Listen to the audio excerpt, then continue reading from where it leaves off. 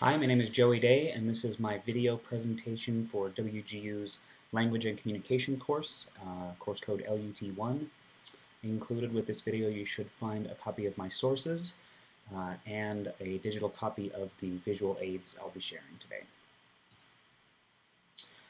So you may have heard of essential fatty acids. They're also called EFAs.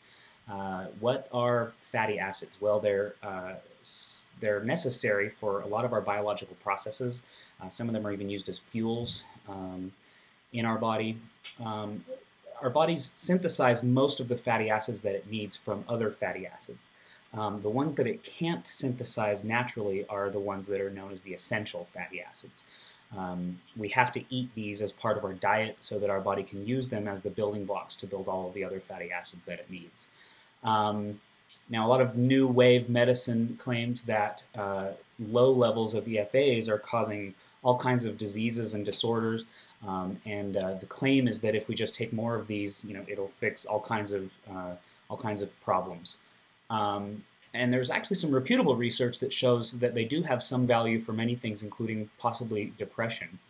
Now, I happen to have ADHD, which I hope is not obvious from this presentation today.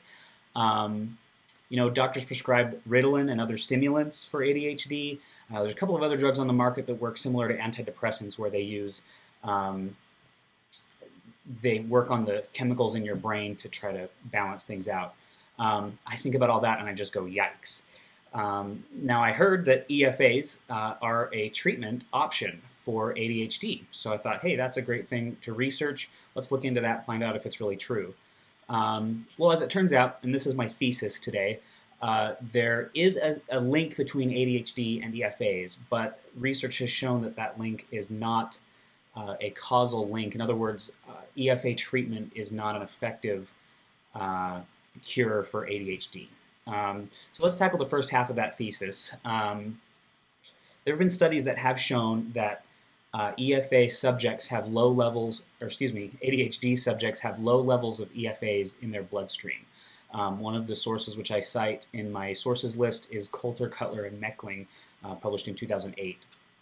Now, there are a couple books that take that link and they kind of run with it. They go so far as to recommend EFAs as supplements. A couple in my source list are Balk, Stenler, and Balk 2008, and Leibowitz and Smith 2006. And these books even cite seemingly reputable research to back their claims. But there's a common saying in scholarly circles, and that is that correlation doesn't imply causation. So we have to ask, is a low level of EFA in the bloodstream a cause of ADHD, or is there something else going on here? Is it the other way around, maybe? Let me show you my visual aid here.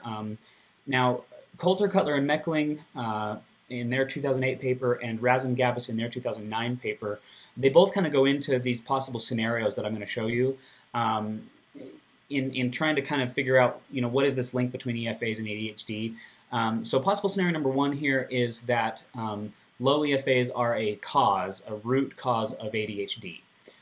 If that's the case, then it's very likely that EFA supplementations will treat ADHD. Now, the other possible scenario is that ADHD is actually the root cause and low EFAs are just a symptom or a side effect of ADHD. And if that's the case, then taking EFA supplements is going to treat that symptom of ADHD, but it's not going to treat the whole disorder, and so it won't be an effective treatment. So those are a couple different scenarios. So the second half of my thesis, of course, is that EFA supplementation is not a good treatment option. Where do I come to that conclusion? Well, there's lots of good research out there that shows this. I'm going to go through three of them. They're all on my sources list. Hirayama, Hamazaki, and Terasawa in their 2004 paper. They conducted a double-blind, randomized, placebo-controlled 2-month trial with 40 children who, quote, had been diagnosed or suspected as ADHD, end quote. That's on page 468 of their paper. Their conclusion on the same page, quote, DHA supplementation did not improve any ADHD symptoms, end quote. Johnson, Oslund, Franson, Cadescho, and Gilberg in a 2009 study They did a 6-month randomized placebo-controlled trial of 75 children and adolescents, and they concluded, quote, "The overall outcome was negative. More than half of all children with clinically impairing ADHD did not respond to 6 months of treatment with omega-3 or omega-6 fatty acids," end quote. And that's on page 400 of their paper. And one of the most illuminating articles for me was one by Raz and Gavis. I mentioned them a minute ago during my visual aid.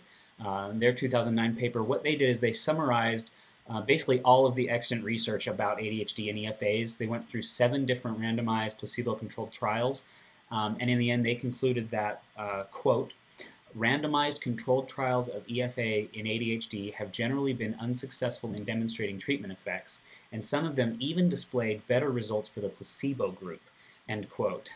Yikes. That's on page 589 of their paper.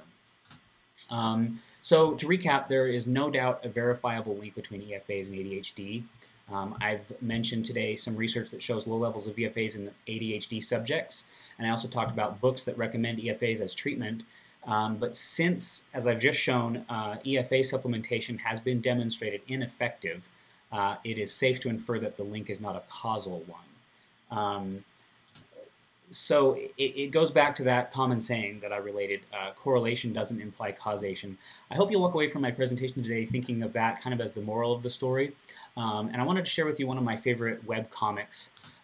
It's a comic called XKCD by a guy named Randall Munroe. He does a lot of nerdy math jokes and computer programming jokes and science jokes, and this is just one of my favorite little cartoons. He's actually talking about correlation and causation. You see in the first frame, the little guy here says, "I used to think correlation implied causation, and then I took a statistics class, and now I don't." And his friend remarks, "Oh, it sounds like the class helped," and he answers, "Well, maybe." So here is a sort of recursive example of correlation not implying causation. So are there any questions today? You said there's other research supporting EFA supplementation. Can you say more about that? Yeah. So the supporters of EFA supplementation typically cite 2 different papers. One of them is, they're both by A.J. Richardson. Richardson and Montgomery, 2005, and Richardson and Puri, 2002. And Raz and Gavis, one of the papers I've already mentioned in their 2009 paper, they find several flaws in these 2 studies by Richardson, not the least of which is that Richardson is actually doing her research on kids with developmental coordination disorder, DCD, which is frequently diagnosed at the same time as ADHD, but they are 2 different disorders. And so Raz and Gavis point out, and I agree, that it's really irresponsible of EFA supplement supporters to use that research to back their claims, because that research really has very little to do with ADHD. I've got those 2 studies in my sources list, so you can go and read them if you like and see if you think they have anything to do with ADHD, but they don't. So any other questions? If low levels of EFAs aren't causing ADHD, then what is it? Good question. So in my visual aid, I talked about Coulter, Cutler, and Meckling in their 2008 paper, and Raz and Gavis in their 2009 paper. Both of them do talk about possible ways in which that scenario plays itself out.